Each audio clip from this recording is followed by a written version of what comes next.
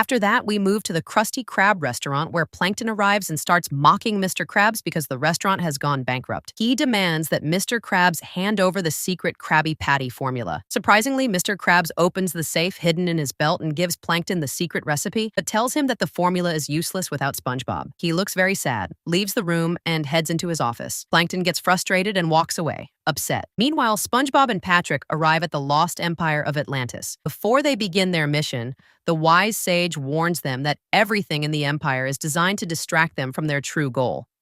SpongeBob reassures the sage and thanks him. Then he and Patrick jump out of the boat and enter the empire. Once inside, they are amazed by everything they see and start trying out everything around them. They head to the amusement park, play games, surf the waves, celebrate, and dance. After a while, the sage reappears and reminds them of his warning. He scolds them for getting distracted and tells them they came here to rescue Gary. Then he leaves. At that moment, SpongeBob and Patrick find themselves in front of King Poseidon's palace. They enter and begin searching for Gary. By chance, they walk into the royal theater and discover that King Poseidon is there. They are asked to perform for him, so they start singing. The moment Gary sees SpongeBob, he jumps from place to place until he reaches them. SpongeBob asks the king to return his pet snail, Gary, but King Poseidon refuses. SpongeBob tries to take Gary by force, but he fails. The king then orders his guards to arrest them and throw them in jail. We then shift to Sandy, who's flying in a jet boat until she arrives at SpongeBob's house. Upon entering, she's surprised to find him missing and realizes something is wrong. She goes to the Krusty Krab and asks Squidward about SpongeBob's whereabouts. She notices that Mr. Krabs is very sad because he doesn't know where SpongeBob is, and Squidward clearly misses him too. Suddenly, a breaking news report appears on TV announcing that the sponge and the starfish have been arrested for trying to steal the king's snail and will be executed during a ceremony at the royal palace.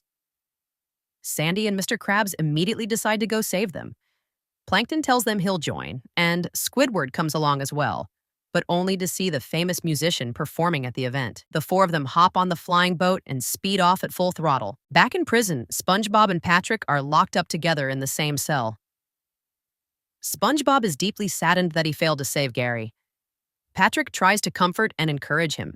Suddenly, SpongeBob remembers the courage coin and asks Patrick for it, only to discover it's not with him. SpongeBob realizes Patrick must have used it while playing in the amusement park and begins blaming him for everything that happened. Patrick gets upset and they start arguing, blaming each other. Patrick then locks himself in another cell. At that moment, the wise sage reappears and tells them that the coin was just a symbol and that real courage lies within them. He gives them hope and disappears. Suddenly, the king's advisor enters with guards and tells SpongeBob and Patrick to prepare for execution. We return to Sandy and the group, where Plankton confesses that he was the one who kidnapped Gary and caused all this trouble, but now he regrets everything. Soon, they all arrive at the lost empire of Atlantis and speed toward the palace at full speed. Inside the palace, the ceremony begins. King Poseidon and all the guests are excited. The royal advisor steps out from behind the curtain with SpongeBob and Patrick. Meanwhile, Sandy and her team sneak into the crowd unnoticed. Squidward is overjoyed when he sees the famous musician, while SpongeBob apologizes to Patrick for dragging him into all this trouble. The trial begins, and the advisor questions how they dared to try and steal the king's snail. Suddenly, the lights go out, and the advisor and his guards are tied up and taken away. Sandy appears in their place and declares that they must defend SpongeBob. She explains that doing so would make the performance even better. King Poseidon agrees.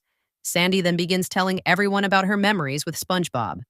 She recalls how they met at summer camp when they were young. She told him she was from the surface and had invented her helmet so she could live underwater. SpongeBob was amazed and told her she would be a great inventor someday. He encouraged her, and from that moment, they became close friends. She explains that SpongeBob is not a criminal, but rather the best person in Bikini Bottom. Her story touches everyone present. Patrick then steps in and says that while SpongeBob may have broken the law, it was only because he refused to give up on his friend.